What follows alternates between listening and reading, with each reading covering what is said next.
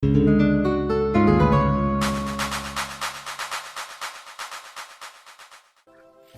there, beautiful people. How's it going? How's it going today? It's me, Dinosaurscomics.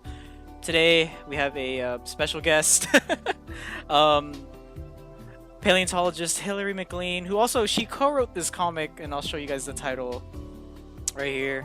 It's about Diabloceratops, and she specializes in ceratopsians. Specifically, right now, I believe they're working on Pachyrhinosaurus. Anyway, let me get her in here. Give me 1 second. Hillary? Oh, hello. Hello. Hello. Hello. Say hello to the stream. Welcome. Hi. Hi, stream. Welcome to my show that doesn't have a name yet. Wow, so official. I'm so honored. I know. Welcome to, I don't even know what to call this show yet. I don't know. Should I call it Drawing with Dinosaurscomics. Special guest. I mean, I put in the thing. Working on Diabloceratops comic featuring paleontologist Hillary McLean. Wow. It's the Dinosaurscomics Super Show. Dun, dun, dun, dun, dun, dun, dun, dun. I definitely feel like you need to have a theme song for this now. Absolutely. We're gonna make this official and professional as heck. All right. Let me contact Snoop Dogg. And you know, my good friend Snoop Dogg, and you know, we'll see what we can do. But yes, Hillary, would you like to give your a background on yourself? Sure. Yeah, absolutely. Hello, everyone. I'm Hillary McLean. I am a paleontologist with the Perot Museum of Nature and Science here in Dallas. And I primarily run both fossil prep labs, and I am a fossil preparator. But in addition to prepping out fossils in the labs, I also oversee a team of other preparators, volunteers. I do education. I go on digs and help pull all those together. And just get to do a lot of really cool stuff. So I've worked all over the United States, Western United States, digging up dinosaurs and mosasaurs and fish and Cenozoic mammals and such. So excited to be here, excited to chat. So happy to answer any paleontology themed questions anyone might have. What's your like, how did you get into dinosaurs? I mean, I already know, but then I don't think everyone in the chat knows. No, of course, absolutely.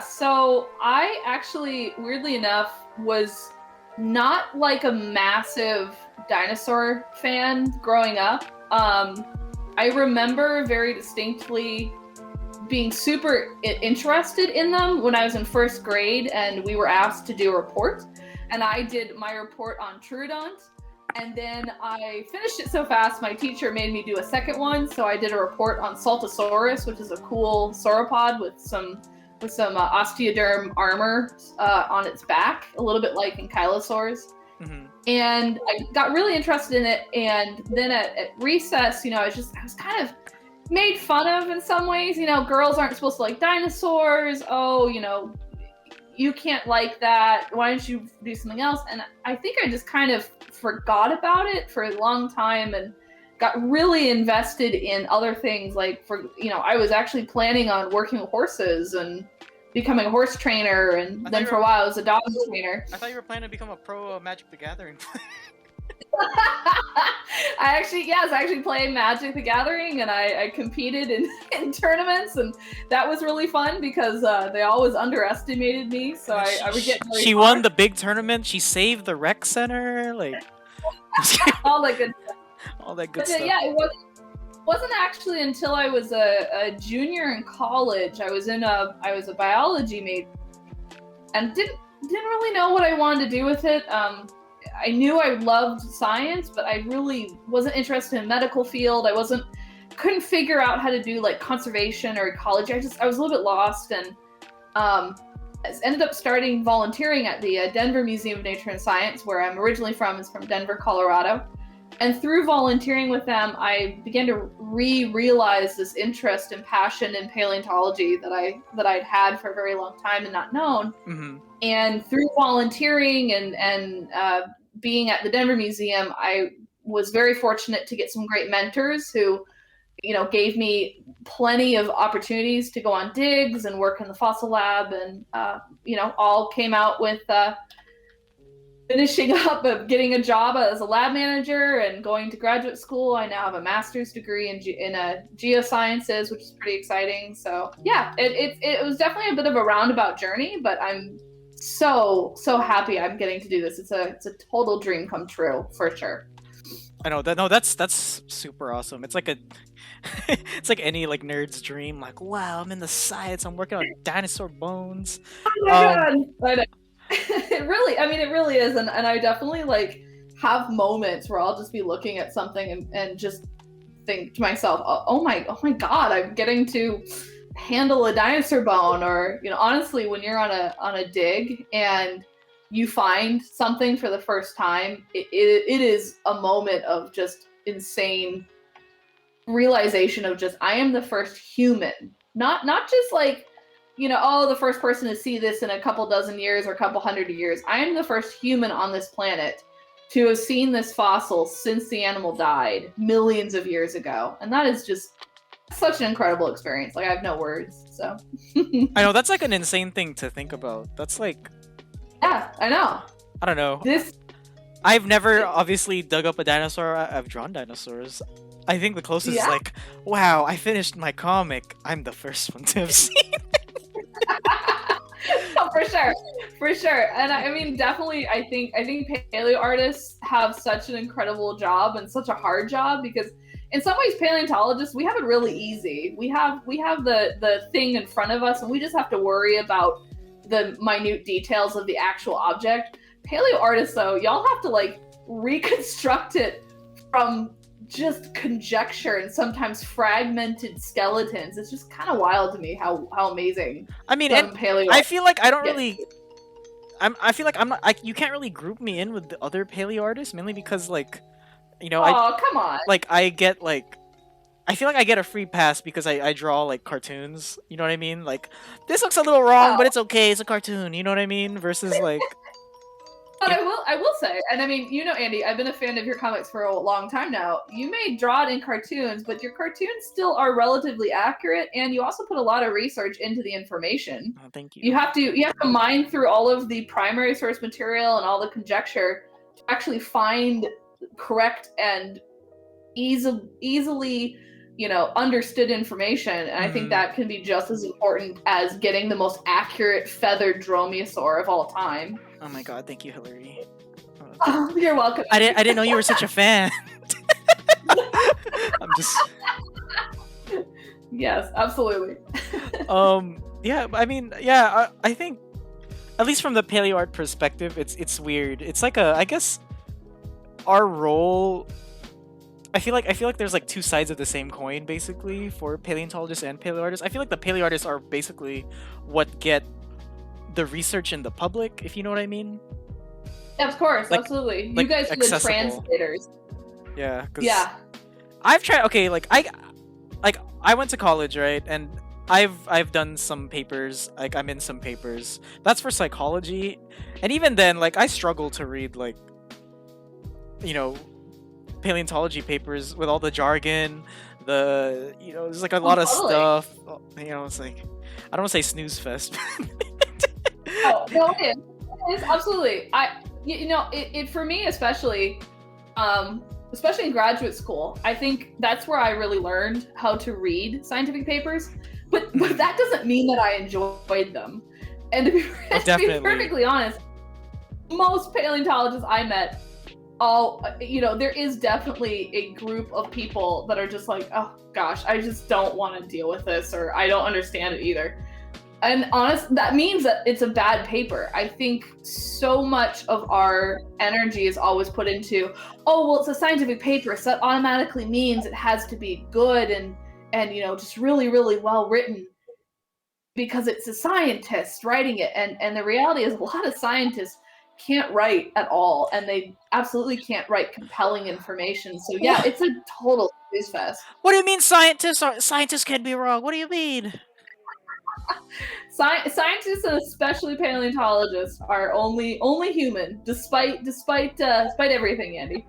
Also, I appreciate the comments in the chat saying I'm a professional paleoartist. Like, I mean, I guess. Thank you so much. Oh my gosh. I wish Absolutely. I really want to Chat. do these for like my full-time job. This is like a lot of part-time for me, really. But I have a lot of Right. fun doing these. But anyway, back to you, Hillary. Back to you. Back to the guest. You know, Oh, I'm the okay. I'm the Conan of this No, of this new Andy, show. simp some more over you. You're so cool. Oh my goodness, stop. I know. I feel like I also have this weird reputation in paleo art where I'm kind of I like love it. I don't want to say I'm an outsider, but it's like people like, yeah, that's Dinosaur Cop. He's a cool guy, but no one really interacts with me. Wow, I love that. I know. I don't know. It's just a weird observation. Like, I mean, obviously, I have my friends in paleo art, right? And I've met a lot of really cool people. But you Yeah, know, true. I feel like at least us cartoon people, like not people who are cartoons, people who draw cartoons. I'm thinking of like what's it? Where's Roger Rabbit? Oh, sure. Yeah, I don't know. Us Oh, yeah. cartoon people kind of have like a weird niche in paleo art, but I feel like we're starting to get more popular. Like, I think, from my perspective, like, I don't even know why I'm going on this tangent, but like I Trijucray, love it. No, it's all good. Keep going. me, This is Trijucray, Jutyrannus, you know, Joachim. I Yeah, think absolutely. I feel like I don't want to say we're on the forefront, but I feel like we're like on that like near the top, I guess, of that cartoon dinosaur world. I know there's Yeah. more, obviously, but like I feel like Okay, so what do you think about Abby? Oh gosh, what's Abby her last Howard. name? Abby Howard. Oh, she does wonderful paleo art, but hers is definitely cartoony. Would you think? I Do you feel consider like her paleo art? I mean, I agree. I think she's an artist who does paleo art more so than like paleo art being the focus of her work. Yeah, Because she does a I'd lot agree of with comic work. And to reply to Mr. D Bear, I used to play the Isle. I play Path of Titans now, but I'm waiting for like a major update before I get back into it. I'm really planning to play Monster Hunter once that comes out next week. So yeah, look forward to that. I'm gonna stream Heck that. yeah. Yeah, For, but for the audience to know, I am currently playing Red Dead Redemption 2. It's my second playthrough, so I'm sitting here being a gamer while I talk to y'all. paleontologists play video games? What? Oh my god! Yes, actually. It's insane. Paleontologists love video games. Paleontologists are people. And before anyone asks, no, I do not play the Isle. What are some misconceptions about paleontology that a lot of people have? Oh gosh. I think one of the biggest ones, and the one that I kind of struggle with a lot, is the idea that if you are a paleontologist, like in quotations, it means that you know everything about every dinosaur or every time period.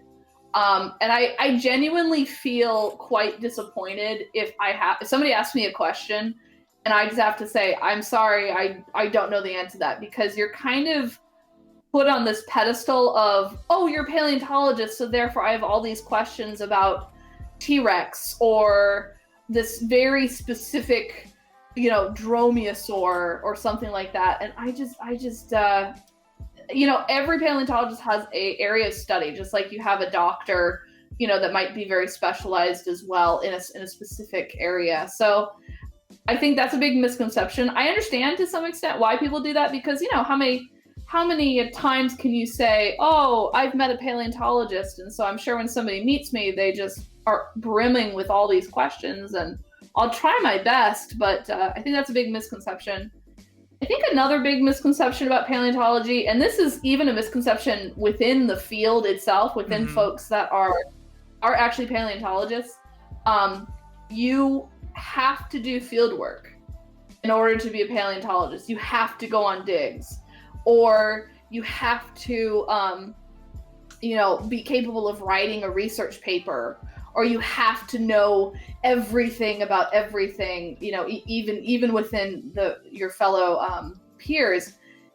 And what that does is it is very difficult then for folks that are not, able-bodied. They feel like they can't be a scientist or be a geologist or be a paleontologist because they can't do field work.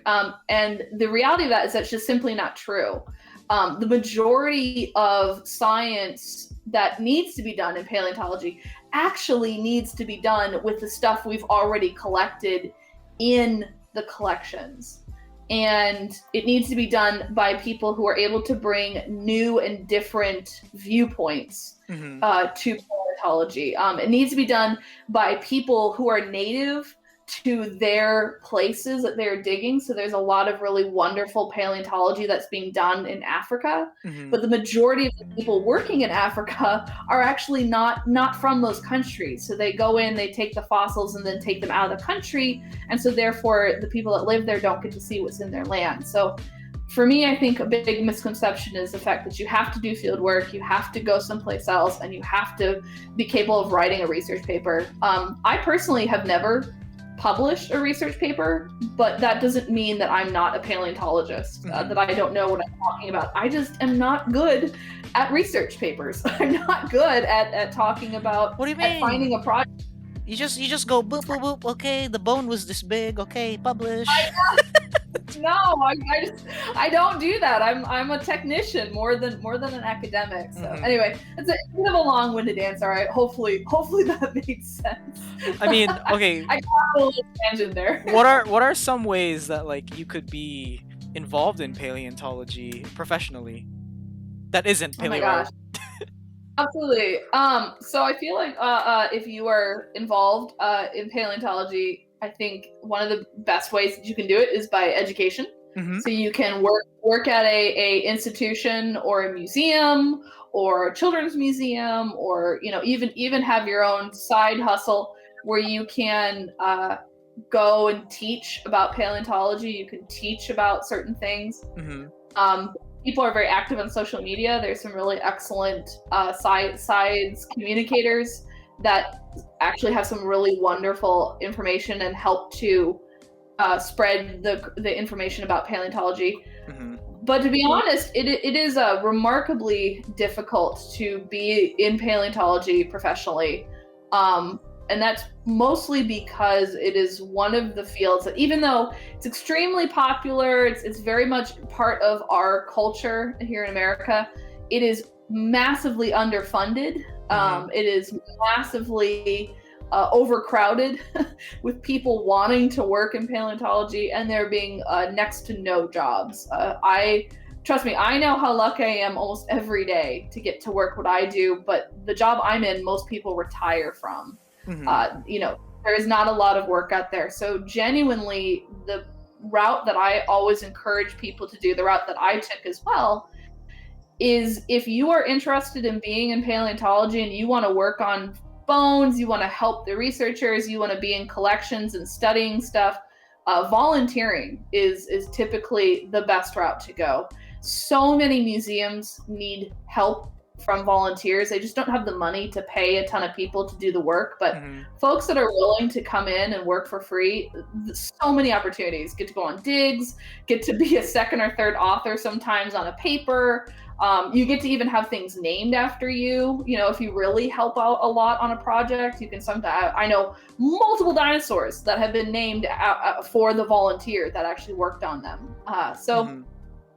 If you are in a place where you have a college or a university, I guess, or a museum, or even a national park that has some sort of paleontological thing, reach out to them and say, hey, is there any volunteering opportunities that I could potentially participate on? And I can guarantee you that most of the time they're going to be like, heck yeah, we would love to have your help. And even if it's not necessarily, oh my God, I get to go handle dinosaur bones every day. I'm just standing there in the exhibit talking to the public. That is still extremely important. And sometimes you start, that's how I started. I worked for 2 years in the Denver Museum Paleo Hall as a volunteer, literally saying the same thing over and over and over again to the public before I even got to be on a dig or go into the lab or whatever. And that's insane. I feel like that's what do you call this? I feel like it's very common in like a lot of like museums, like or in zoos Mhm. too. Like a lot of zoos like will hire based on like how long you volunteered. Same with aquariums. I guess volunteering is like sort of like that gateway, and especially like it's probably best. I Oh guess yeah, one of the things where it's best to start young. Would you say yeah. that? Sure. I don't know if young is necessarily it, but if you show the people that show the staff at any of these institutions that you are somebody that's easy to work with, you take direction really well, you bring something fun and new and interesting to the table. If there is ever an opening, you are more likely to be considered first before a potential outsider. Again, paleo is kind of hard because experience is a big part of that, and unfortunately, for example, my experience, I was a volunteer for the Denver Museum for 6 years, and I applied multiple times to paleontological jobs there, and I never got a job with them because I just unfortunately was not the most qualified candidate. But that's not to say that that isn't someone else's story. Just because that was my experience doesn't mean I haven't heard about folks getting hired in-house to work in the lab, or they have a temporary position, so they are going to hire you for 9 months or whatever. But yeah, volunteering is absolutely, I would say, the number one thing I can encourage somebody to do if they truly are interested in getting in this field. That most of the time is the way to do it. Okay. Yeah, that's interesting. So, so to sum that up, lots of hard work and effort, and volunteering, and not being a jerk, pretty much. Yeah. Honestly, be willing to work for free, and just don't be a troublemaker, and eventually you'll figure something out. Don't be one of them ne'er do wells, and you'll be fine. Yes. Don't be a jerk. I know that's interesting. That's very interesting. Yeah. So, what is your relationship with the Jurassic Oh. Park franchise? Oh You're gosh. a little spicy right now. I'm gonna say we're getting you're hitting me with some hard hitting questions here. So Jurassic Park is a very interesting movie for me and franchise. I think so personally, I actually don't have a super duper big relationship with Jurassic Park. I feel like the stereotype of every paleontologist, especially kind of my generation of paleontologists, is, oh my god, I went to the Jurassic Park movie and it changed my whole life, and this is why I got into the field.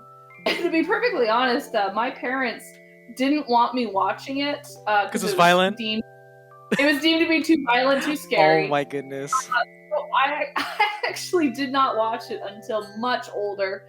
And it is something that it has done a lot of good for the science, don't get me wrong. It's definitely brought a lot of funding, a lot of attention, a lot of enjoyment, but it also has done a lot of damage to the science in the fact that it is so popular. That is what they think of first, is the Jurassic Park version, even though it's not necessarily always accurate. It's incredibly outdated. It's like having like textbooks from like the 1800s still in our classrooms. And again, not to say that in 1993 it was that outdated. It was actually very scientifically accurate to some extent at that time. But I would definitely say the Jurassic World film probably is more of an issue than the original Jurassic Park film. Oh, definitely. The fact that it just ignored 20 years of science, and a lot of folks can go, oh yeah, well, it doesn't matter though, it's just a movie, it's just a monster movie. But again, these things have repercussions. If this is what folks think of first, it is a Jurassic Park velociraptor, right? Something that you wouldn't think of as a really big deal or is innocuous kind of creature.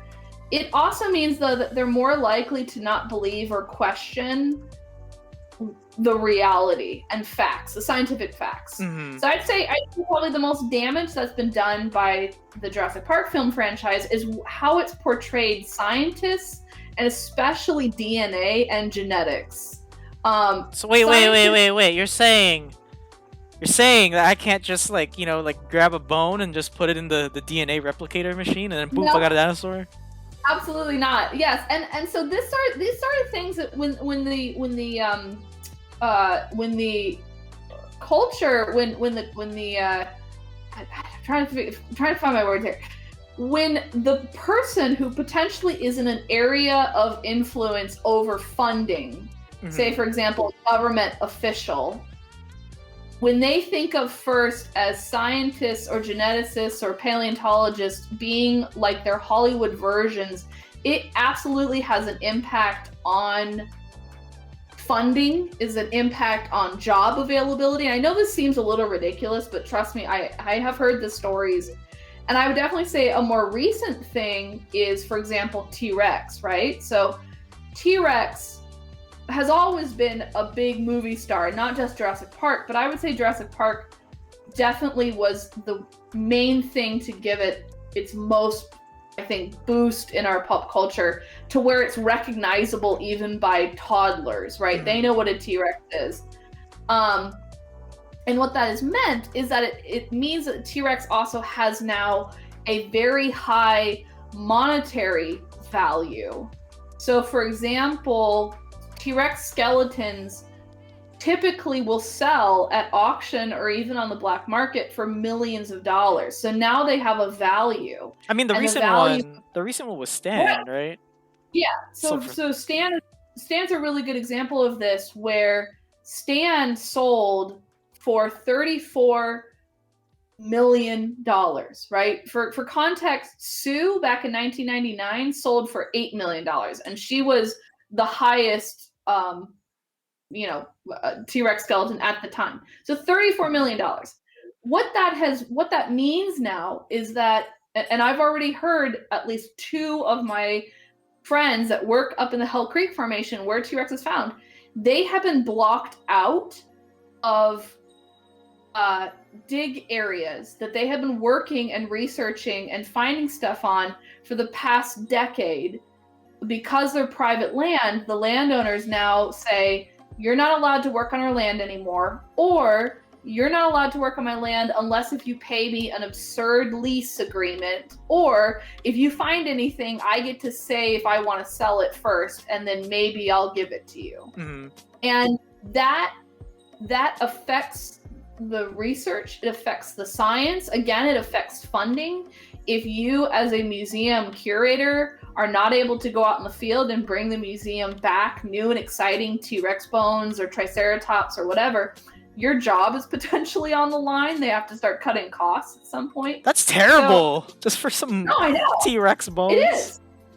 Yes, exactly. And so again, these are all consequences. People, denying evolution, people thinking scientists are capable of more or capable of less, and they're able to do funding, scientific jobs, all that stuff. Again, it's a little bit of a roundabout way, but it ties back to the Jurassic Park film franchise. So I ultimately have very mixed feelings about the movies, and I don't know. I think they can do a lot of good, but they also can do a lot of harm. And we as a society need to hold Hollywood. I can't believe I'm ranting about Hollywood right now. But at least we can still have a fun movie franchise with a little bit more accuracy and avoid some of these consequences. You can still have a pack of velociraptors that are feathered in the size of turkeys, attacking a kid in a kitchen, and still have it be terrifying and fun to watch the monsters and whatever, but still have it a little bit more accurate. So yeah. No, I agree. Yeah, no, I have the same feelings. I was about to say, like, I can't believe that freaking the Stan sold for, was it 28 million, 32 million? 34 million. Yikes, I was still off. I thought I overestimated. But yeah, so you got Stan that sells for 32 million. In Jurassic World Fallen Kingdom, the living, breathing dinosaur sold for like $2 million. Yep.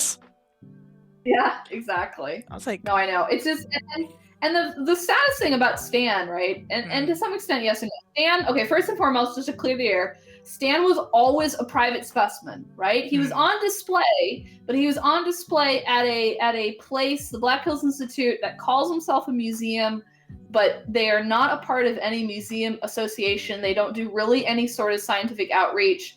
They're not your standard museum. They are a company, commercial company that sells or sells casts of skeletons and sell dinosaur bones, right? So Stan was always privately held, which meant that Stan was never able to really be researched by. Whoops. She cut out? Hillary? Uh-oh. I have to hold up. We're having some technical issues, y'all. Give her a sec. Give her a sec. Let me message her real quick.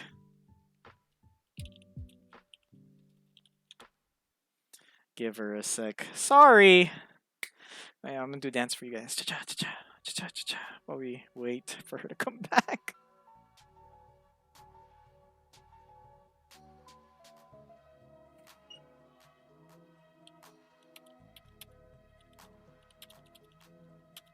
Give me a sec. Bring it back. Well, ripperoni pizza. Ripperoni French toast pizza. I still haven't watched that video, by the way, Aiden. I gotta watch that French toast pizza video. I gotta learn your ways. Okay, she's back. She's back. Hello. She's sorry, back. My computer hates Discord, so if I drop out again, I'm sorry. You're fine. You're fine. So you were talking about Stan. Yeah. Talking about Stan. Okay, so Stan was never able to actually be researched by the scientific community, and so the sale of Stan, he was sold. So okay, so for those of you who may not know, Stan is one of the most complete T-Rex skeletons ever discovered, and he is gorgeous. I mean, as far as like the preservation, he's probably one of the best looking T-Rexes I personally have ever seen. And I have seen Stan, I've seen the real bones, all that stuff. He's beautiful. You think he's better than Sue? Anyway, what? You think he looks better than Sue? Yeah, so Sue is really cool. Sue is more complete than Stan, but Sue is actually so after she was buried, she got post-depositionally crushed slightly. So her face is a little bit smushed, her body is a little bit out of whack, and her limb bones are pretty churned up as well. They had to do a lot of reconstruction on some of her elements. Stan doesn't have that problem. He's not distorted at all. So anyway, when they sold Stan, he got sold to a private person. So what's really sad about that is instead of it going from a private hands into a museum where it could be studied and it could be seen by people of all ages and it could be worked on by paleo artists and researchers and educators and everything like that, it is now possibly sitting in somebody's foyer of their billion-dollar home for them and their friends to go and admire. And that just really makes me really sad. I mean, they could have just bought a cast. It's the same thing. It's also way lighter. I know, and that's the thing is that museums lose with this stuff. Museums don't win. I think a lot of people have the impression that museums are sitting on piles and piles of money, and that is just, God, I wish. That means I would get a much higher paycheck than I do now. But the reality is that museums, a lot of them are fighting for every dollar that they get, and so because they're publicly funded mostly, right? Absolutely. Even if you're privately funded, if you don't have a lot of really big donors, it can be so hard to be a museum. And so I think a lot of people got the impression because the Field Museum purchased Sue for $8 million. Oh my God, museums just have a ton of money to buy these ranchers, buy their fossils off their lands from them, and therefore they can study them. Well, the reality is the only reason the Field Museum got Sue was because, one, she was the first complete T-Rex, right? She was the original. And two, it was because of McDonald's I thought it was entered Disney. into. No, well, it was McDonald's and Disney slightly, but it was mostly McDonald's, and they did that because the Field Museum entered an agreement with McDonald's to have a McDonald's in their museum as their cafe food Mm-hmm. for like 15 years or what. I don't even remember how long it was, but anyway, that McDonald's forked up the majority of the money. The only money that the museum put in was $2 million, and that was after they had all of their board help to donate, and then the community helped to donate, and then they had an anonymous benefactor match the donation. So what? That's just, okay. I didn't know that. Yeah. I didn't know there was so much like Cool. political intrigue in the story of Sue the T-Rex. Yes, exactly. Just to get one T-Rex. So, and especially for museums, if you don't have a T-Rex in your gallery, you don't get as many people coming to see your museum. Like there's a percentage associated with it. And I even as I'm walking through the halls, I will hear the kids go, "Oh, I want to see the T-Rex. Oh, where's the T-Rex? Oh my God, it's a T-Rex." And that is what people are there to see. It's used in marketing material. It's used in photographic opportunities. Like it's nothing but the T-Rex. So cursed. I feel like I don't know why. This is just me. This might just be just me, but it's like I feel like a museum without a T-Rex feels incomplete. Maybe I was just brainwashed by the media to think this way. It just feels like wrong. It's like when I play like playing a dinosaur game and there's no T-Rex in it. I'm just like, it feels wrong. It's just like something's missing. Yeah, I can't explain why. Absolutely. I get that. I totally get that. But yeah, it's partly because, and I mean, again, I can't lay all the blame at Jurassic Park's feet. T-Rexes have been in our pop culture forever. I mean, as long as T-Rex has been a thing, honestly. And they've been in museums forever. So I can't lay it all at Jurassic Park. But Jurassic Park, I think, took it to the next level, and especially Jurassic World took it to the next level. So yeah. I don't know, and I mean, I also have issues with Jurassic World as a, I mean, I'm not gonna lie. When I saw Jurassic World in 2015, okay, I was that was 6 years ago. Oh my God, I was 20. Yeah. I wasn't even 21. Yeah. I couldn't even drink a lick of beer yet. I loved it. Okay. I freaking loved it. Sure. Like, and I think before that point, I was kind of like, I don't want to say grown out of dinosaurs, but I wasn't very interested in dinosaurs anymore. Yeah, it brought me back in. I guess maybe that's like a good thing, but at the same time, I understand the criticisms that paleontologists have of it, especially now. I think as long as you don't think it's a perfect thing and you can acknowledge that there's some serious issues and you can talk about the serious issues, then yeah, you can enjoy it. My issue, and often I'm sure Andy you've also had this experience too, is a lot of times on social media, whenever a Jurassic Park or Jurassic World comes up, they're treated almost as untouchable things. This is my version of Velociraptor. This is my version of T-Rex, so everything else is wrong. Yeah, and I mean, understandably too, though, I feel like those people are usually just like man babies, and I kind of ignore them. Definitely. It's like, oh man, you should hear RJ Palmer rant about the T-Rex man babies, because I feel like he definitely gets the most hate. Oh my God, I'd love to have RJ on the show if you could get him on, but I'll ask him. I mean, I'm sure. I know there's one, and there's one drama I remember about regarding RJ and this one guy. I think you know his name, like AK Rex or something. Oh, AK Rex, yeah. Yeah, and then they would really go at it. They go at it on Twitter. They go at it on DeviantArt. When I heard about this drama, I just looked through AK Rex's what do you call this, like DeviantArt.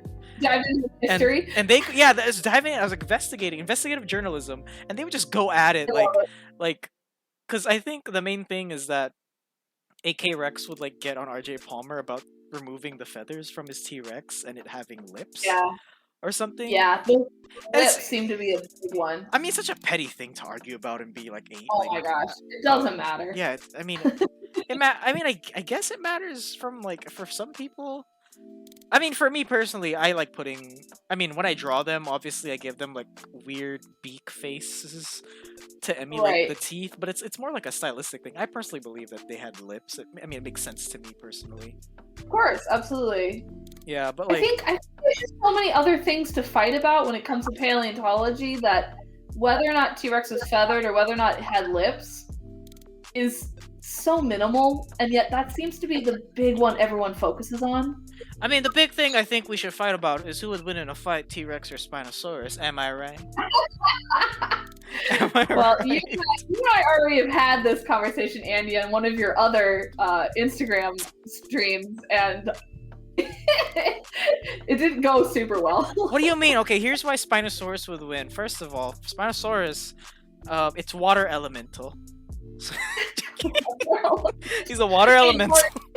It harnesses the power of the water. Yeah, you know, T-Rex is fire elemental in Dinosaur King, so automatically, you know, T-Rex loses. Interesting. Yeah. Interesting. No, the one that always drives me nuts is Giganotosaurus is bigger than T-Rex, so therefore it's cooler. And it's like, no, it doesn't. I mean, at this point, matter. because I mean, I feel like we have the most accurate data for Tyrannosaurus in terms of Yeah. size. Tons But- of work is what. Yeah, we probably have the most accurate because we have so many specimens, right? Spinosaurus and Giganotosaurus. I think we only have one specimen of Giganotosaurus and a lot of teeth. I think it's a partial. Yeah, that's the thing. It's not even I don't think it's even a great specimen either.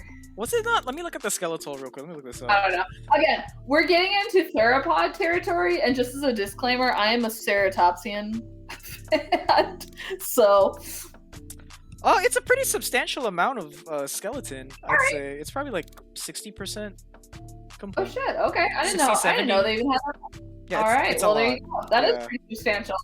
Heck, we have a tequila night if we even find 13% of the skeletons. So that's awesome. Good for them.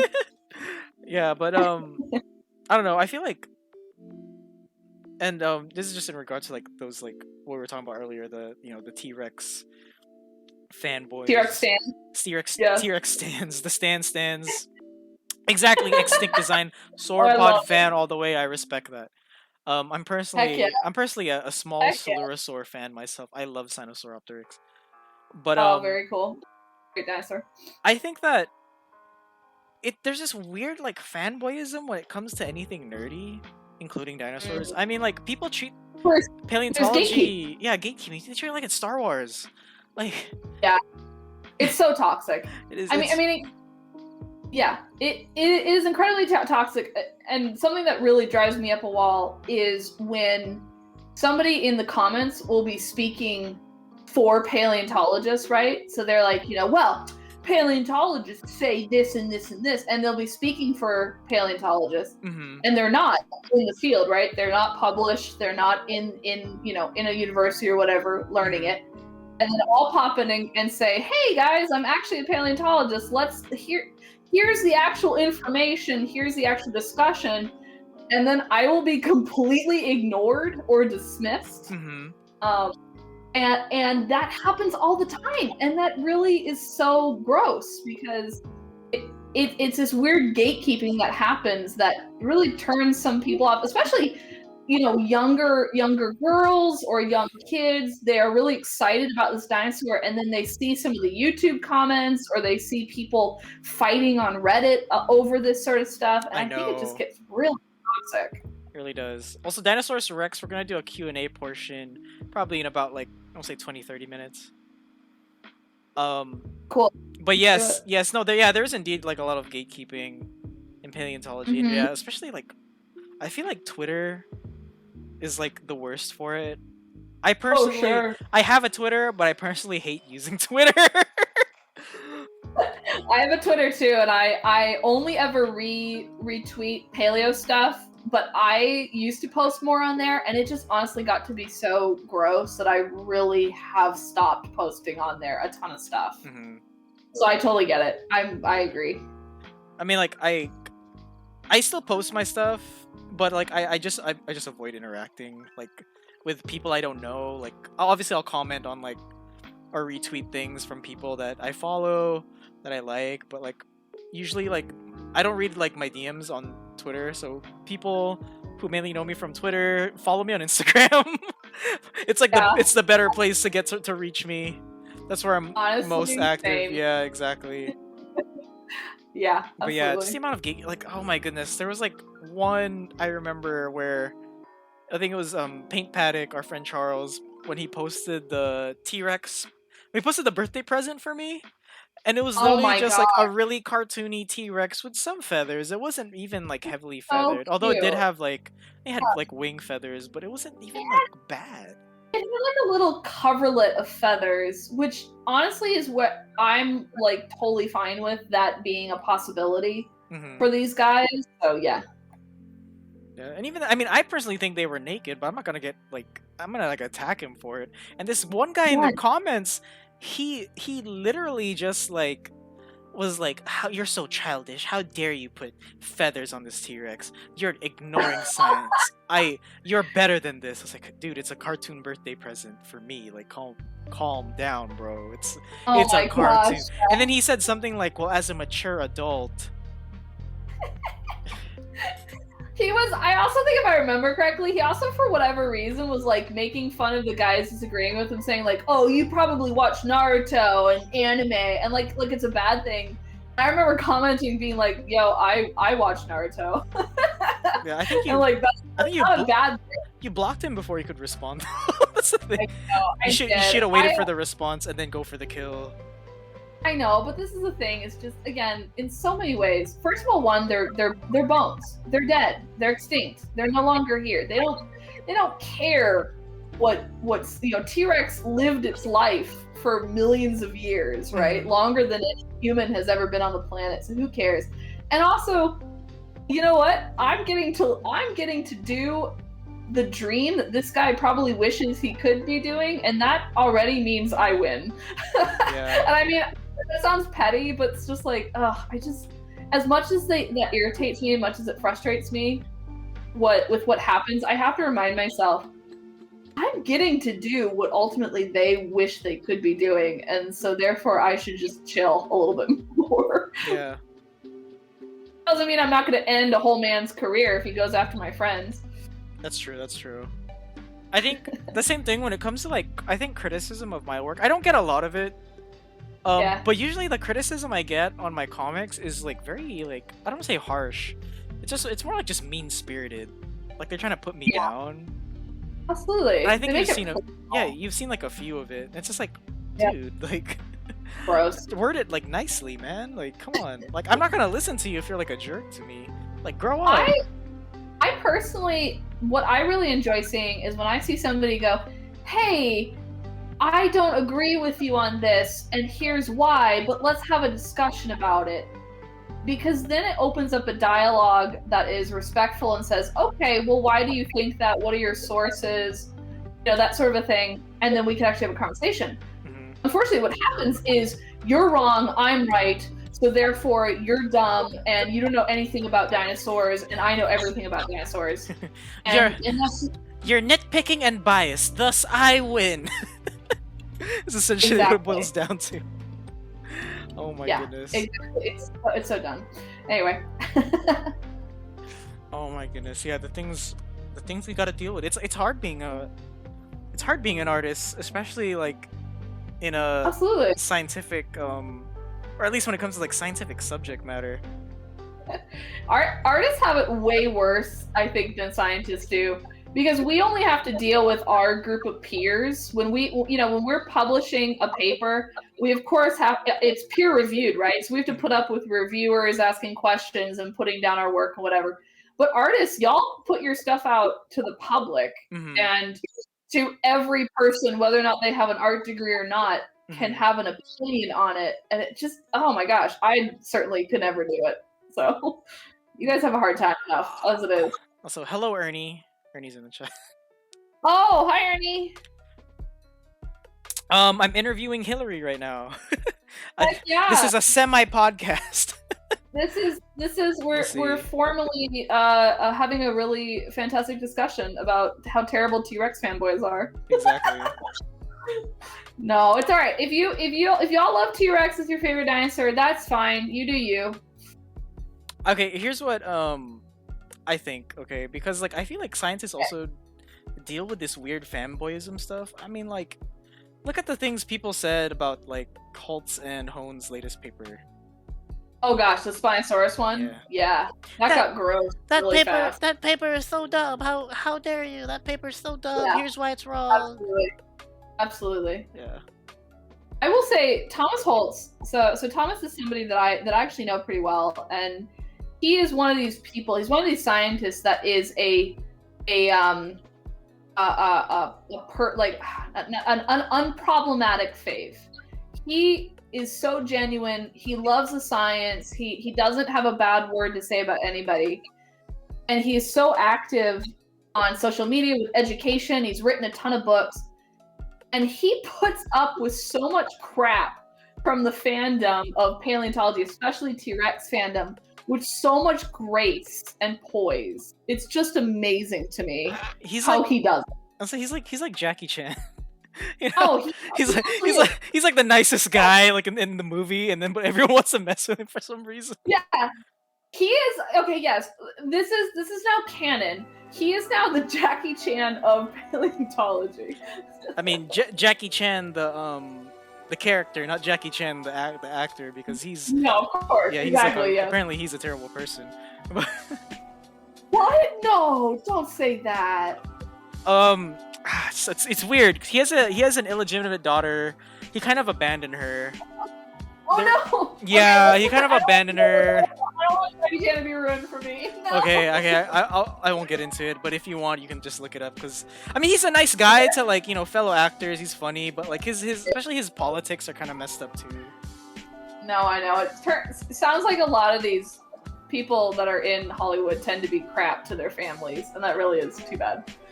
Not all of them. Some of them are kind of nice. Some of them, yeah. Like Tom Hanks is perfect. I will fight anyone that goes against Tom Hanks. Tom Hanks. Tom Hanks. Just shows you. I don't know diddly squat about like most celebrity lives. I don't care. Harrison Ford. He's an unproblematic fave. Mm-hmm. What do you think about Chris Pratt? Since he's Jurassic World. Chris Pratt.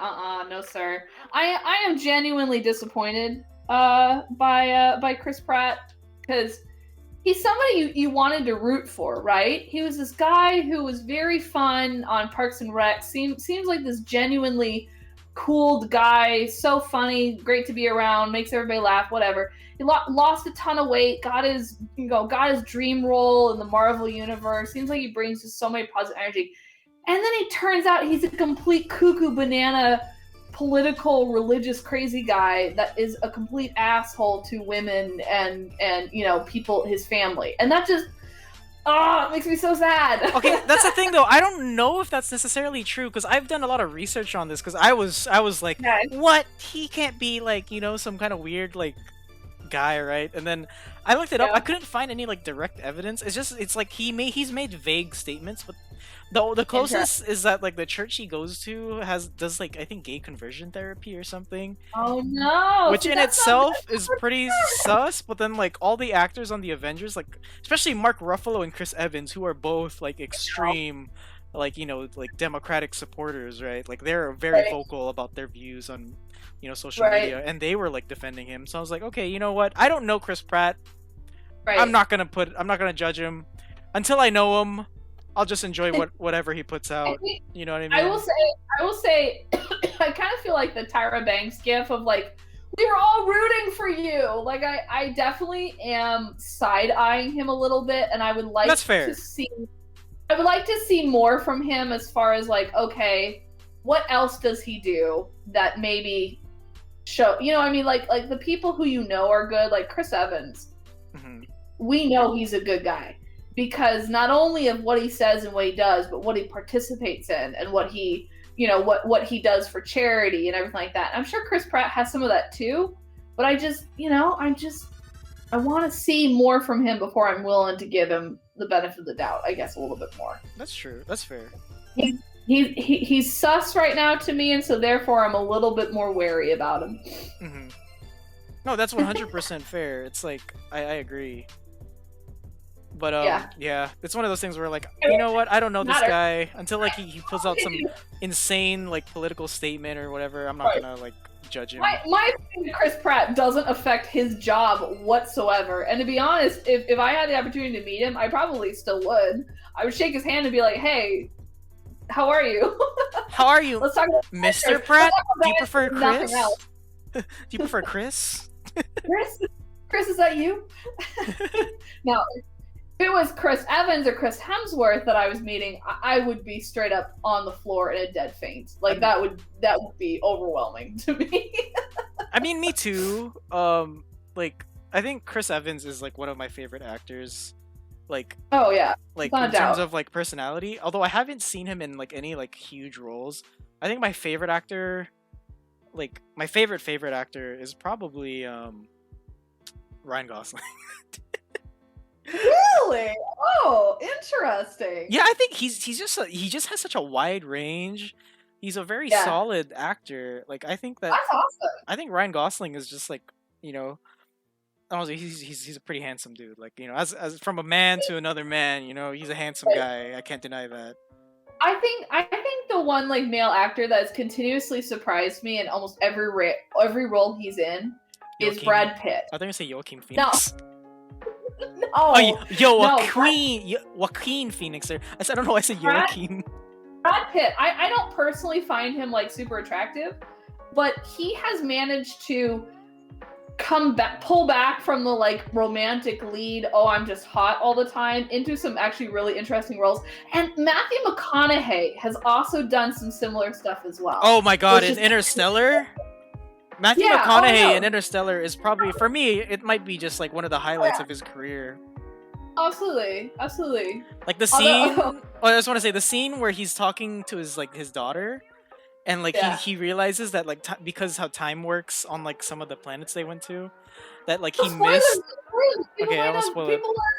But there's basically a scene where like, you know, it'll make you cry, and he really convinces you that he has missed his daughter's life and stuff. I don't know. Yeah, that was really strong. Brad Pitt has, I think, always been an artist first and a hot guy second. Same with I was gonna say same with like Leonardo DiCaprio, I think. Oh yeah, Leonardo DiCaprio in Revenant. Oh my gosh, incredible. He's incredible. See, you were about to say? I was about to say fun fact about the Pro Museum. Mm-hmm. Okay, who's the other Southern guy that sounds a little bit like Matthew McConaughey? I always get the mixed up. Willie Nelson? No.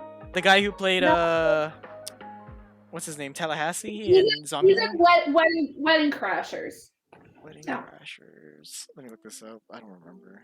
Somebody in chat help me out here. I'm like drawing a blank on his name. Wedding Crashers. Not Owen Wilson. Owen Wilson. Okay, so Owen Wilson lives in Dallas, and he actually is a massive fan of the Pro Museum. And he's actually the big donator.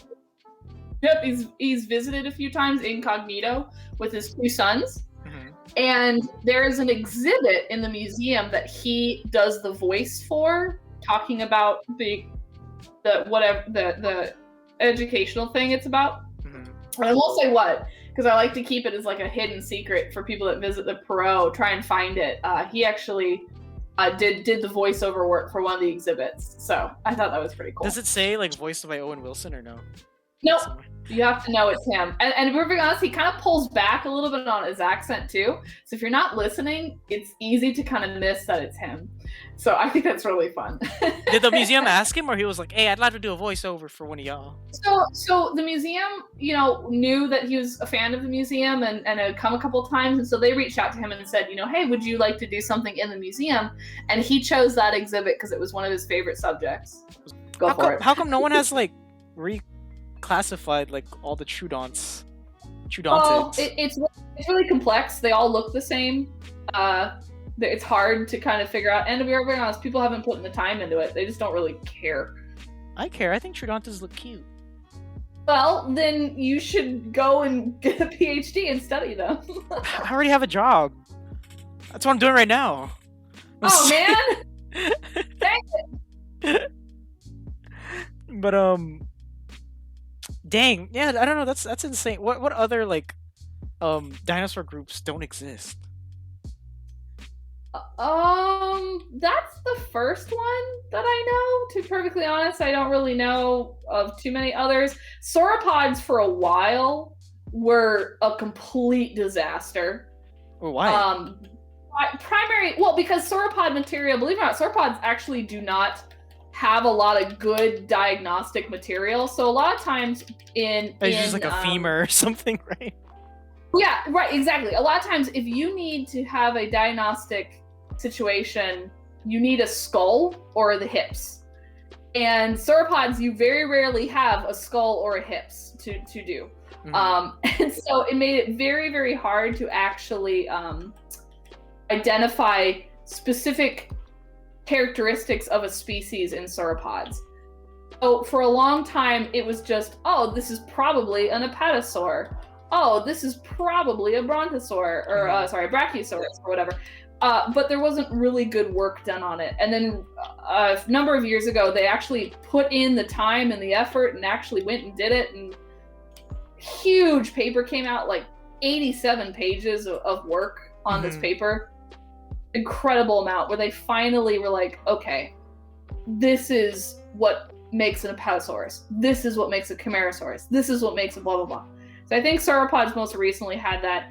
I suspect hadrosaurs and ceratopsians are probably going to be the next group to get a little bit closer look, because maybe not ceratopsians because their skulls are pretty diagnostic, but hadrosaurs potentially are going to get that, because I feel like so many of hadrosaurs have just got lumped into Like this is an Edmontosaurus. Yeah.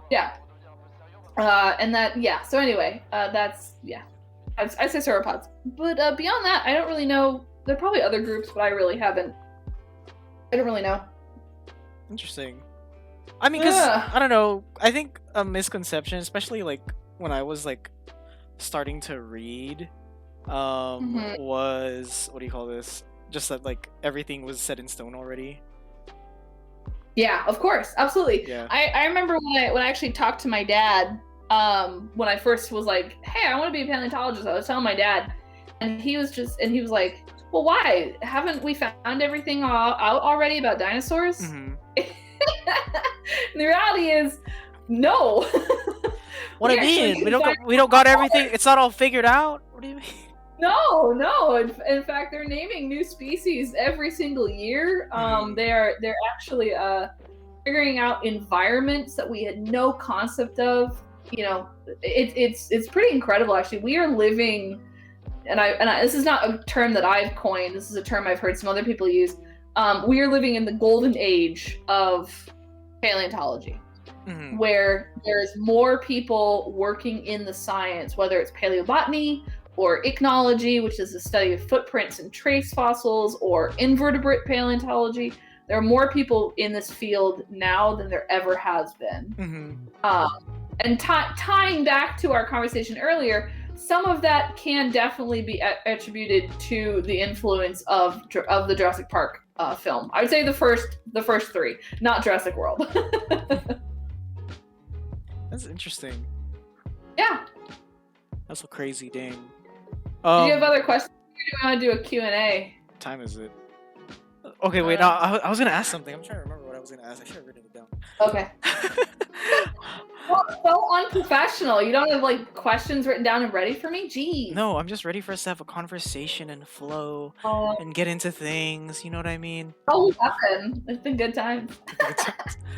I think I was going to ask something about like environments. Oh, okay, I was going to say like, okay, so my favorite giant theropod group is the Carcharodontosaurus. Do we have to get back to theropods? Yes! Because they're cool. No! Okay, fine. Okay, no, I was gonna say my favorite giant theropod group is the Carcharodontosaurids. Number one. Oh yeah. Because no one cares about them for some reason. I don't know why. Nobody. I know. It's always Tyrannosaurs or Spinosaurs. I know. No one ever asks about how Giganotosaurus is. You're absolutely right, Andy. I completely understand. You know what my favorite group of large theropods are? Is the Abelisaurs. which are also like Yes, very and very cool too. And I think the nobody cares about them either, and they're so much cooler than the Tyrannosaurs, but nobody gives a okay, crap. here, hold up. I would argue that the Abelisaurs are more popular than the Carcharodontosaurids. Oh, yes, I absolutely will not argue with that. Yes, you're completely correct. And I feel sad because I think Carcharodontosaurus is one of my favorite dinosaurs. Low Yeah, key. absolutely. I don't talk about him a lot, but low key. Like when I saw the PNSO figure for Carcharodontosaurus, like the thing that Charles showed us, my mind exploded because I was trying to get the Dino Hazard one, right? That's from like Brazil or something. They don't ship to America. I was willing to pay the $30 shipping fee for this stupid figure, and they didn't let me buy it. Like, come on, guys. Well, now. Okay, you have to ask if you have any Brazilian followers that might help you buy it and then send it to you. I think just shipping in general to Brazil is very expensive. Oof. Yeah. All right.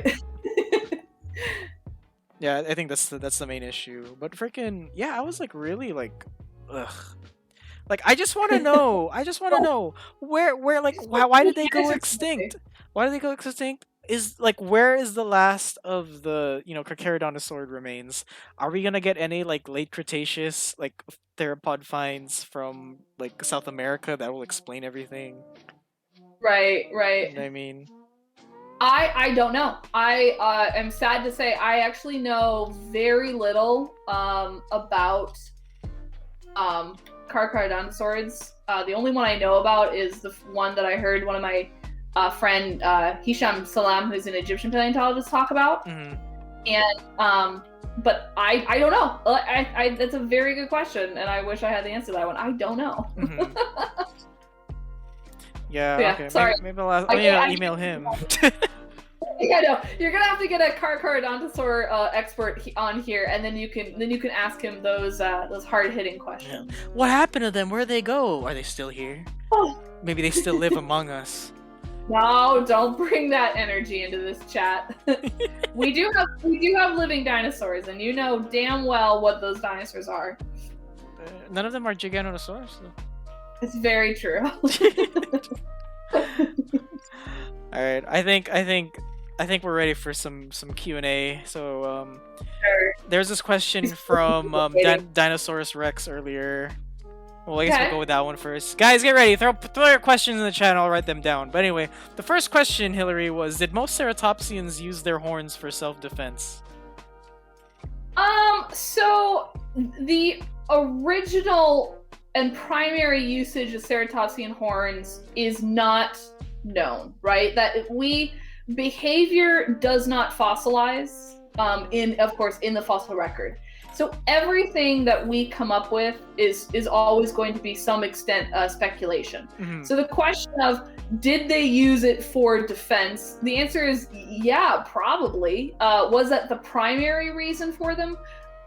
Maybe, maybe not. What some folks think they use them for was actually they used them for display, for potentially intimidating other male ceratopsians, or trying to woo female ceratopsians. If I have the biggest horns, then therefore I am the strongest and can pass on the best genetic material. Mm-hmm. But that's not to say that the horns were not secondarily useful for defense. We absolutely have pathologies, so healed wounds on Tyrannosaurs from potentially being stabbed or gored by a Triceratops. Ow. Yeah. That would suck. The answer to that is yes, of course, but the real question, and I don't have a good answer, is we don't know if that was the original purpose or if that was a secondary benefit of horns. Yeah, I mean, there's even some animals we don't even know the purpose of their horns. Like I believe there's a bird with horns that got shared with us a few hours ago, and apparently scientists don't even know the purpose of the horn. No, I'm not talking about the giant hornbill or anything, but literally has a horn sticking out its forehead. like a Oh, I narwhal know. or something. And That's so cool. I these- just learned about that today as well from our mutual friend Nathan. So that is so freaking cool. Absolutely. I mean, again, you look at deer, right? Like large elk, large white-tailed deer, and they have very massive racks of antlers that evolutionary cost a lot to grow and shed every year. And they are primarily used for display and for fighting other males, but you can absolutely use those antlers to gore an attacking, cougar or defend yourself from, a hunter or whatever. They're secondarily used as a defense mechanism, not just a display structure. So again, ceratopsians absolutely could have done the same thing with their horns. Cool. Yeah. Hopefully that answers the question.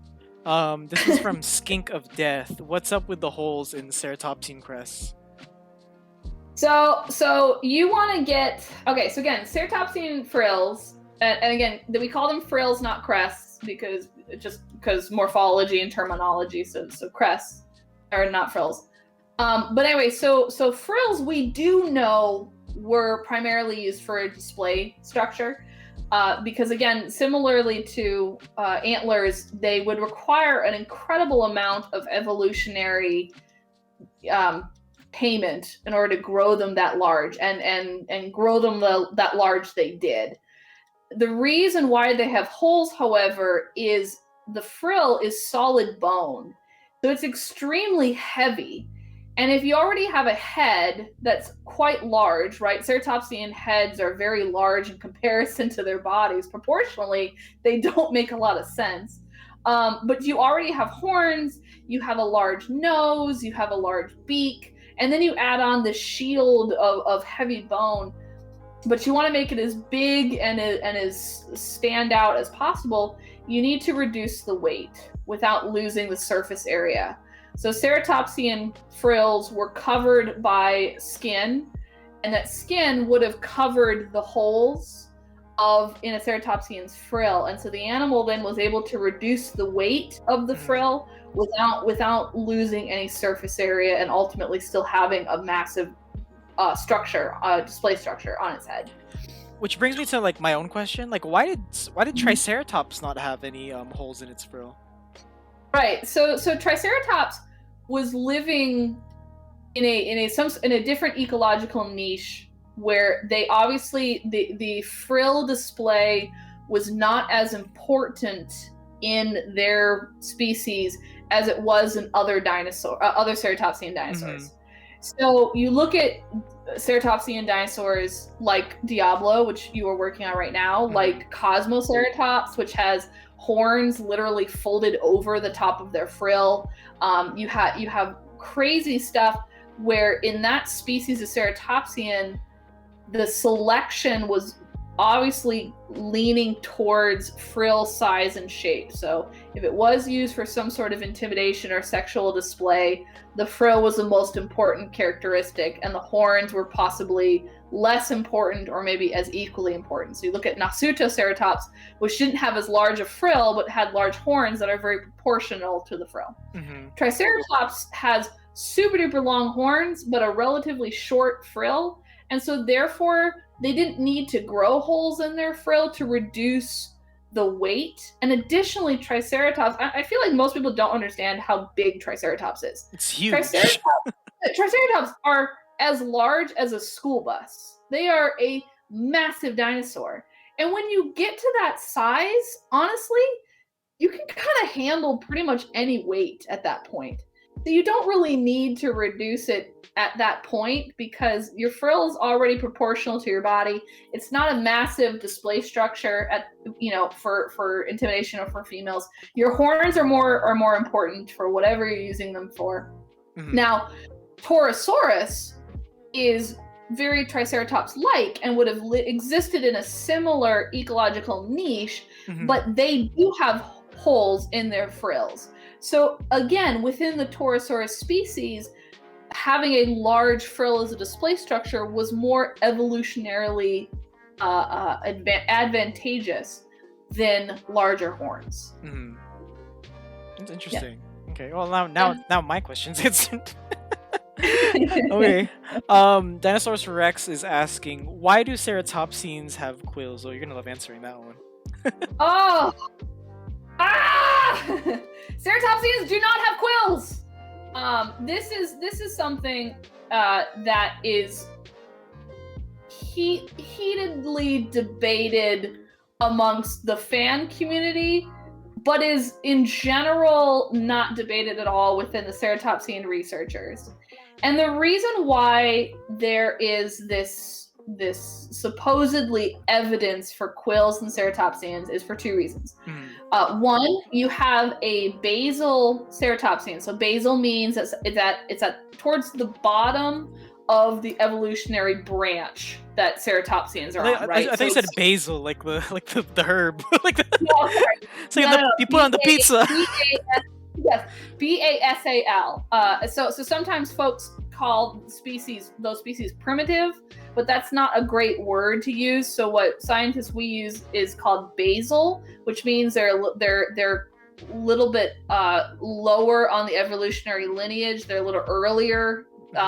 Versus derived, which means they're at the tips of the evolutionary branch. They've evolved over a very long period of time. They're a little bit more recent. But anyway, there's a basal ceratopsian called Psittacosaurus that has some sort of filament-like structure on its tail. And put a pin in that just for a second, because that's interesting to me. But the second bit of evidence, and I put quotations around this, is there is some skin impression from the kind of rump of a triceratops that has these little like nipple-like structures in between the octagonal skin scales that a few people, and again, these people are not necessarily really well regarded within the science because they do some shady science practice. But anyway, a few people have claimed this is an attachment point for quills. And from this simple claim, the art community and some pretty prominent artists have taken it and just run with it. Now, the reasons why I personally do not agree, and keep in mind this is just from my research and from what I've heard, what I've talked to with my fellow, ceratopsian researchers, but science always means that any claim has to have evidence, right? So, there's always that. But anyway, my reasons for not necessarily agreeing with it is I've seen the skin impressions. I have seen it myself. I've looked at them myself. Somebody who is a prominent ceratopsian researcher did a pretty in-depth look at the shape of those little nipple-like structure and compared it to other filament structures on modern day animals and on extinct animals, like for example the feather structures on theropod dinosaurs. And the shape of those would not have been able to support any sort of quill-like structure, right? You don't have any evidence of attachment, you don't have any muscle scarring, you don't have any, even the shape of it doesn't line up with it being the base for some sort of filament structure. So that's one of the reasons. Second reason is that when you get large, that comes at a cost. And most of the time, the cost that comes with is you reduce any sort of skin integument. So you reduce hair, you reduce any sort of specialized skin, whatever, right?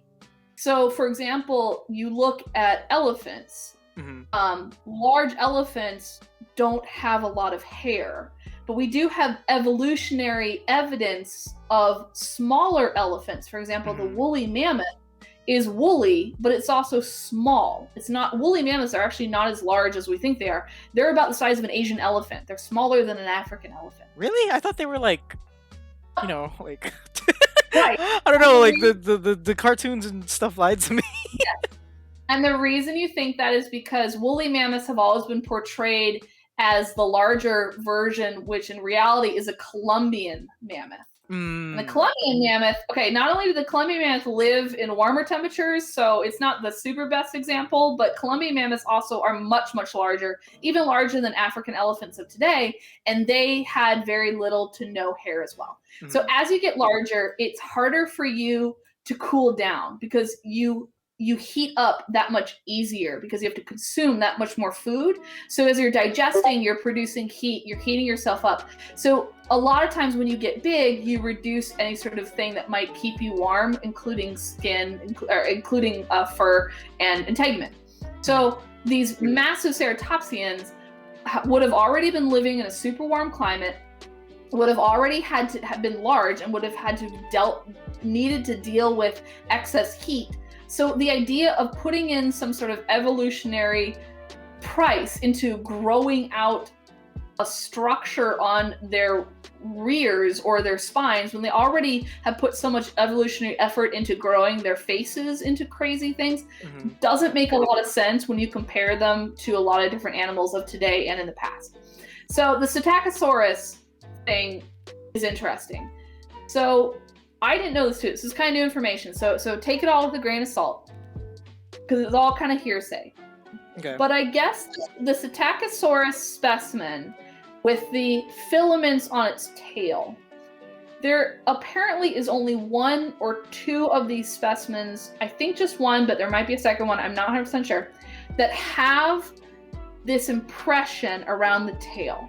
And that is out of thousands of these specimens being found in Asia and especially in China, right? And unfortunately, a lot of these things are in private collections. So it's all hearsay because it can't be published on because people can't get access to actually look at them. Well, weren't some of those specimens published on, like the Cloaca Psittacosaurus? Yes. So not all of them are in private hands, and China's paleontology is a little bit different than North America and even Europe's, where they often will publish on private specimens, but you still have to get permission from the owner of the specimens to publish on it, and there are lots of people who don't want people to know what they have, right? So somebody has suggested that the supposed filament structures on Psittacosaurus could be potentially preserved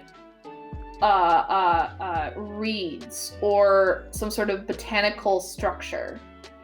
And if that were the case, then that would have pretty significant implications for ceratopsians, but also for dinosaurs, because we now know basal to Dinosauria, so the very base of Dinosauria, the tree, the evolutionary tree, would have had some sort of filament-like structure that eventually evolved into feathers within theropods, but now we're not too sure what they did in ceratopsians and what they did in ornithischians, which are the group that ceratopsians are part of. So, quills on ceratopsians. I absolutely will fight you on large ceratopsian quills. That's a no. The Psittacosaurus one is still up in the air, and I think it's too much hearsay to really for sure decide. What about smaller ceratopsians like Leptoceratops and Protoceratops? Again, it's a possibility, but we have yet to find any evidence for it. Okay, because I think it looks cool. cool. Until we find evidence. I think it looks cool. Yeah. Okay, that's interesting. Okay. Yeah, I hope you guys enjoyed that impassioned speech about why not to put quills on your Triceratops, guys. Don't do it. And again, it's not within the research community. It's paleo artists, and for whatever reason, they've snagged hold of this and they won't let it go, and it's so frustrating. It's my fault. No, I'm just kidding. I never drew a Triceratops with quills on it, so I'm good. You know you'd get a message from me if you did. So I'm good. I'm just I have one question, or if anyone wants to, keep the questions coming in the chat. But I'm gonna throw this question out. What's the deal with Pachycephalosaurs and Cephalia? I don't know. In general. Yeah. What do you mean? Like, how are they related exactly? Are they still considered part of the same group? Pachycephalosaurs? So, I mean, I don't really know. Pachycephalosaurs are not really my area of expertise. The little that I do know is that it does definitely seem like the whole group might need to be re-examined. Re-examined. because they're absolutely, and I personally find the evidence super compelling to suggest that some species within Marginophalia and specifically Pachycephalosaurs to be actually different growth stages versus separate species. I think probably the most famous one is the Pachycephalosaurus, Stygimoloch, and Dracorex being what we call ontogenetic stages, so different growth series, but we call them ontogenetic stages of Pachycephalosaurus.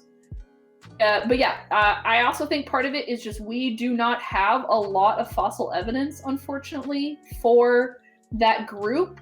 We have the occasional Ankylosaurus, Ankylosaur. We have the occasional Pachy, but they didn't seem to inhabit an environment that lended itself to fossilizing super easily. And the few that we do have, they might have just been in the right place at the right time. So what we call depositional environments refer to environments where rapid deposition happens. So deposition meaning something that dies there gets buried quickly and correctly by the right type of sediment. So not every sediment is going to fossilize something. And so therefore you just sometimes don't have the right depositional environment, which is why we will never potentially fully understand what every dinosaur is, because we just you won't get something that lived out on the flat plains. They're unlikely to fossilize, right? But good depositional environments are usually places like rivers or sands, deserts, or lakes, or something like that, where there's mud and there's sand and stuff can get buried quickly. My basement. Your basement, right? Exactly. Yeah. Or places where there's more likely to have a catastrophic event, like a mudslide or a sandstorm or something like that, is a good depositional environment. So hadrosaurs, for example, seem to love living in marshy areas. So we have a great fossil record for them because they lived and died in areas where there was a lot of mud, a lot of stuff that they get buried in and then fossilize really easily. Unfortunately, pterosaurs lived all over the place, and a lot of times they didn't seem to live too close to an area that was a good depositional environment. So the fossil record for pterosaurs is very, very sparse and really? not. Oh yeah, it's astonishing how much that people have to come up with on so little when it comes to certain pterosaurs. For example, like big asdarchids, like large soaring pterosaurs, especially something like Quetzalcoatlus. I think the full extent of Quetzalcoatlus, like fossils, is we have a left wing and 2 neck bones. Wait, what? I thought we had like a skull and all that too. No. A lot of that is conjecture from other asdarchid closely living species that happen to have died. My life is a lie! My life is a lie! I know. A lot of paleo, unfortunately, is a lot more conjecture, I think, than people are comfortable to admit. But anyway, so yeah, a long-winded answer, but I think Marginophalia will need to get some serious look at it, but we may never be able to because we just might not have the fossils available. Bummer. I know it sucks. I'm so sorry. What a bummer! Dang. Yeah. Wow. You gotta learn to live with disappointment. If you're interested in paleontology, you gotta learn to live with disappointment. It's a very brutal field. I mean, I'm always disappointed when the new Spinosaurus paper comes out. I'm just kidding. I'm just kidding. What I'm waiting for is the reveal, the late Cretaceous Carcharodontosaurus reveal. That's what I'm waiting for.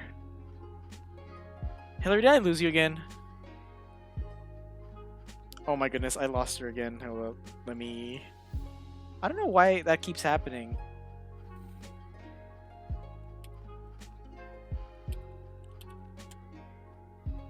Just give her a sec. We're having technical difficulties again. For the nth time. Alright, give her a sec. Okay, she's back. She's back. Hello. Okay, hello. Sorry again. I apologize. It's my Discord hates me, so I apologize. So let's answer. Let's do one last question, then we'll call it a night. Sure, sounds good. What were the odds? So this is from Skink of Death. What were the odds that literally every other species of dinosaurs besides what evolved into birds all went extinct? So basically, what are the odds that there's still a living non-avian dinosaur? Non-existent. So first and foremost, like, sure, are we discovering new species of mammals and birds and stuff like that in the Amazon all the time? Absolutely. But in general, those are new species of established groups that are already well understood and well researched. So it is highly unlikely, if not impossible, for any non-avian dinosaur to have made it into the Cenozoic and beyond without us finding it either today or finding a fossil record. Mm-hmm. And we also have no fossil evidence for non-avian dinosaurs past the KPG boundary. So dinosaurs, including birds, because birds are dinosaurs, have a very unique elements to their skeleton that qualify them as dinosaurs. How their hips are, how their skulls are, how their teeth are, all that good stuff. And there is just no evidence past the KPG boundary for any of those characteristics. Keep in mind too that by the end of the Cretaceous, dinosaurs, a good portion of them were quite large. And at least in North America, they were actually a little bit lower diversity than they were in other parts of the world. Mm-hmm. But North America was one of the places that got hit hardest because it was very close to the asteroid impact. And so anything larger than a German Shepherd went extinct within the first 100 years after the impact. And that's a pretty significant portion. That's so 75% of all life went extinct at that point. Mm-hmm. And if you survived, you were either a disaster taxa where you were capable of eating pretty much anything and existing pretty much anywhere, just like or me. you were yes, exactly. Humans, we are a disaster taxa, 100%. Humans are a disaster taxa. Mm-hmm. But anyway, or you lived in an ecological niche that meant that you were pretty sheltered and you reproduced quickly. So the small mammals did really well and the small birds did really well. Mm-hmm. And things like crocodiles did really well because they have a very low metabolism and they were capable of staying in water that kept them cool and protected from all the stuff that was happening outside of the water. And turtles did great because turtles have very low metabolism and again, were able to bury themselves and be in water and stuff like that. So, yes, we also have tons of evidence for the rapid growth of mammals after the KPG impact. The world recovered mm-hmm. from that event after like 2 million years. And in geological time, that is a blink of an eye, right? In contrast, the largest extinction event was the Permian Triassic extinction, where 97% of all life went extinct during that thing. Mm-hmm. And it took 20 to 25 million years for the world to fully recover from that impact, or excuse me, from that extinction event. So this is relatively quickly. But by the time that the world recovered, ecological niches had completely changed, and new animals moved into that territory. And it meant that even if you had a species of non-avian dinosaur that happened to be small enough or happened to be, whatever, they might have been outcompeted eventually by by the mammals. Ultimately, the mammals did great. They blew up, and they still continue to this day.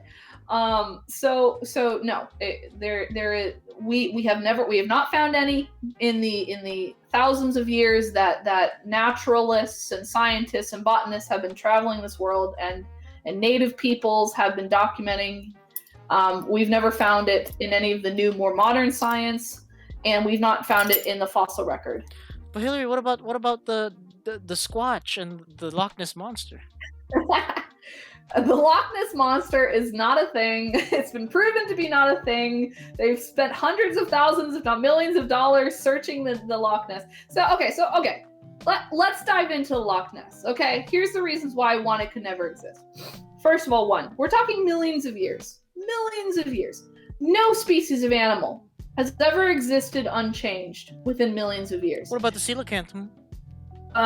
It's not unchanged. That's true. Yeah, it's completely different. The internal organs are probably completely different. And additionally, there is no way a plesiosaurs could have existed for millions of years in a population large enough to keep their genetic material existing over millions of years without humans discovering them at some point in time, right? So that's just one. It's just impossible for something that existed that long ago biologically to have made it this long. Second of all, they existed in very warm oceans. So the Mesozoic period was a period of the entire globe was 6 to 7 degrees warmer on average. Doesn't seem like a big change to us, but especially in ocean terms, that is a massive warming of the oceans, right? And this is actually what we're seeing today, is we're seeing a massive warming of the oceans, and it's destroying marine environments because they're not capable of handling that much of a swing in temperature. But for plesiosaurs, this was typical. They dealt with this all the time. So they lived in a very warm world. Loch Ness is a very cold environment. It is almost more like an Arctic lake in some ways than it would be like a Mediterranean Sea or a nice warm Central American lake or whatever. Also, just real quick, I just want to say, Dinosaurus Rex, I know, like, we both know that it was that Nessie was speculated to be a marine reptile, but I'm just throwing it out there as like an example of like a cryptid that people point out as being a dinosaur. But yes, even though it's not a dinosaur. Yeah. Absolutely. Yes. It's not not a dinosaur, it's a plesiosaur, which is a marine reptile. And again, keep in mind, it's a reptile. So it has a metabolism similar to a reptile. And when you put a reptile in a cold environment, as you know this, Andy, you have reptiles. Yep. They go into stasis. They're sluggish. They don't have the metabolism to handle fast movements, and that's what it would need to have the ability to do if it was going to be swimming after fish and whatever. So Nessie can't exist. It does not exist. It's not a thing. Sorry, Nessie fans. Sorry, Nessie fans. All right, I think we're good. I think we're gonna call it a night. Thank you everyone for joining the stream / I guess the first episode of. Oh my gosh. So honored. First episode of Drawing with Dinosaur Comics. I guess this is what I'll call it for now. I don't know. Maybe I'll change it. Maybe I'll change the title when I eventually edit this and upload it. Who knows? Maybe you will actually be able to convince RJ Palmer to come onto your stream. That's true. I'll be like, I'm friends, RJ Palmer. I'm friends with Dr. Thomas Holtz. Please invite me. Please join my stream. I'm just kidding. You dropped Holtz's name, but not mine. He knows me better than he knows Holtz. That's true. I'm friends with not Dr. McLean. I'm friends with Hillary McLean and Dr. Holtz. You know, we're kind of a trifecta of buddies. I'm just kidding. All right, but anyway, thanks everyone for joining us. Have a great night. Next stream is on Sunday. I'm gonna be having a talk with marine biologist Charles Nye. Anyway, guys, have a great night. Bye. Bye.